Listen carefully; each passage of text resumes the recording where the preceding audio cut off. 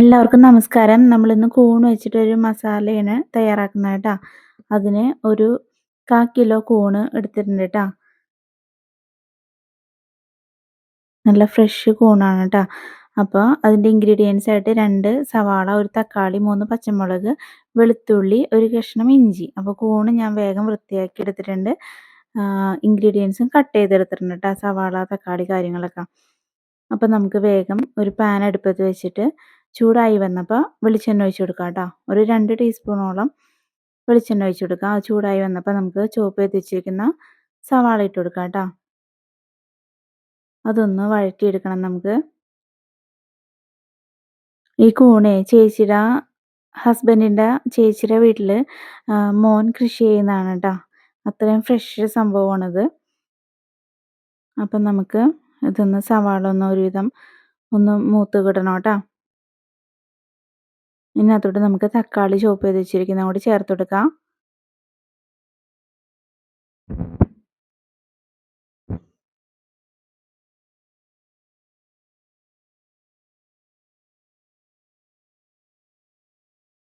അതൊന്ന് നല്ലോണം മിക്സ് ചെയ്ത് കൊടുക്കാം കേട്ടോ.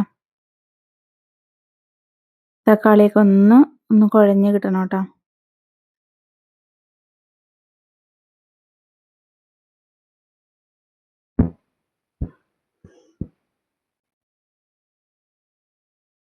ഇനി ഇതിനകത്തോട്ട് ഇഞ്ചി, വെളുത്തുള്ളി, പച്ചമുളക് അതും കൂടി നമുക്ക് ചേർത്ത് കൊടുക്കാം.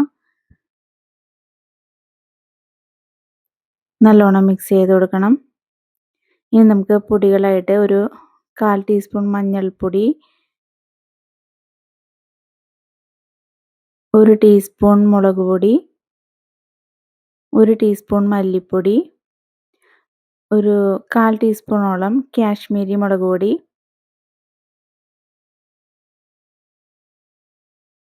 ഒരു 1/4 ടീസ്പൂണോളം ഗരം മസാല,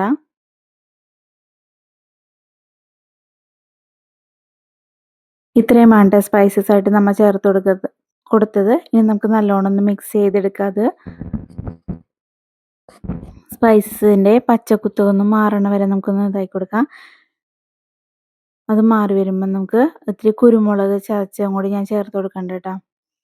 നല്ലൊരു ഫ്ലേവറും നല്ലൊരു ടേസ്റ്റും കിട്ടും കേട്ടോ ഇപ്പോൾ കറിക്ക്. അത് നമുക്കൊന്ന് ഇളക്കി മിക്സ് ചെയ്ത് കൊടുക്കാം. കുരുമുളക് ഇവിടെ വീട്ടിൽ തന്നെ ഉണ്ടായതാണ് കേട്ടോ. അപ്പോൾ കല്ലും വെച്ച് ജസ്റ്റ് ഒന്ന് ചതച്ചെടുത്തതാണ്. ഒരുപാട് അവിടെ പൊടിയായിട്ടൊന്നും പോയിട്ടില്ല.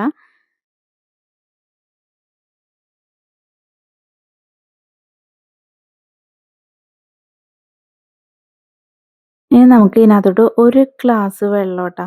അത്രയും മതി. 1 ഗ്ലാസ് വെള്ളം ഒഴിച്ചു കൊടുത്തിട്ടുണ്ട് ഇതിനകത്തോട്ട്. നല്ലോണം ഒന്ന് മിക്സ് ചെയ്ത് കൊടുക്കുന്നുണ്ട്. 1 ഗ്ലാസ് വെള്ളം മതി എന്ന് പറഞ്ഞ കാരണം എന്താണെന്നറിയോ, നമ്മുടെ കൂണെന്ന് പറയുന്നത് വാട്ടർ കണ്ടൻ്റുള്ള ഒരു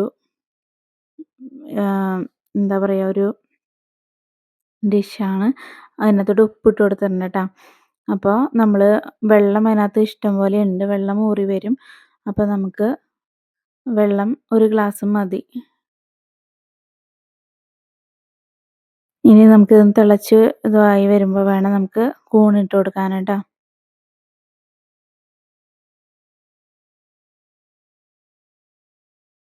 ഇതാ നല്ലോണം ഒന്ന് വെട്ടി തിളച്ച് വരുന്നുണ്ട്. അപ്പം നമുക്കിനി മഷ്റൂം അഥവാ കൂണിട്ട് കൊടുക്കാം കേട്ടോ.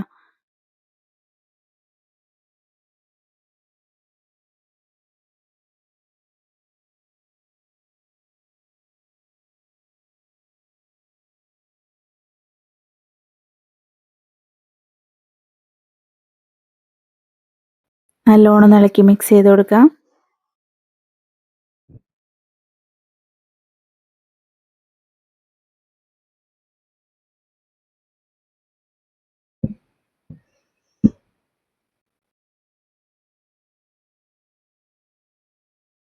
ഇനി നമുക്ക് ഒരു 10-15 മിനിറ്റ് ഒന്ന് മൂടി വെച്ച് വേവിക്കണം കേട്ടോ.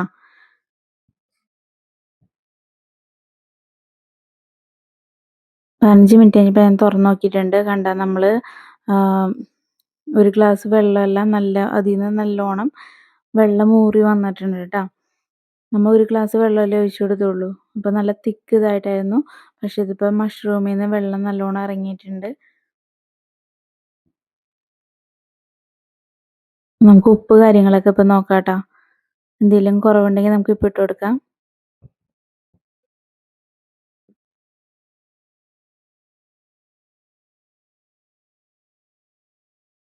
ഒരുപാട് നാളായിട്ട് ഇവിടെ കൂണൊക്കെ മേടിച്ചിട്ട് ഉപ്പ് ഇത്തിരി പോരായ്മ വന്നപ്പോൾ ഞാൻ ഇത്തിരി ഇട്ട് കൊടുത്തിട്ടുണ്ട്. അപ്പോൾ അതുകൊണ്ട് തന്നെ ഒരുപാട് ഇഷ്ടമായി ഇത്. ചേട്ടൻ അങ്ങനെ കൂണൊന്നും കഴിക്കാറില്ല കേട്ടോ. പക്ഷെ ചേട്ടനത് കഴിച്ചു എന്ന് പറഞ്ഞു.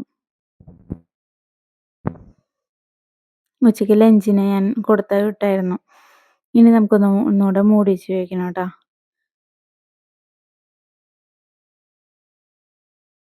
തുറന്ന് നോക്കിയപ്പോൾ നമ്മുടെ കൂണൊക്കെ നല്ലോണം വെന്ത് മസാലയൊക്കെ പിടിച്ചിരിപ്പുണ്ട്.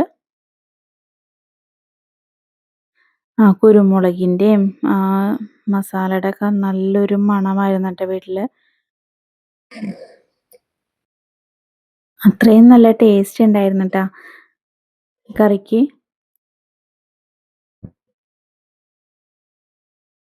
ഒരുപാട് നാളത്തെ നമ്മൾ കഴിക്കുന്നതുകൊണ്ട്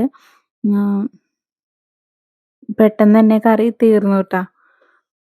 അത്രയും ടേസ്റ്റ് ആയിരുന്നു. അപ്പോൾ നമ്മുടെ ചാറൊക്കെ ഏകദേശം ഒന്ന് വറ്റി ഒരു റോസ്റ്റ് പരുവത്തിലായിട്ടുണ്ട് കേട്ടോ. ഇങ്ങനെയാണ് നമ്മൾ കൂണ് തയ്യാറാക്കി എടുത്തിരിക്കുന്നത്.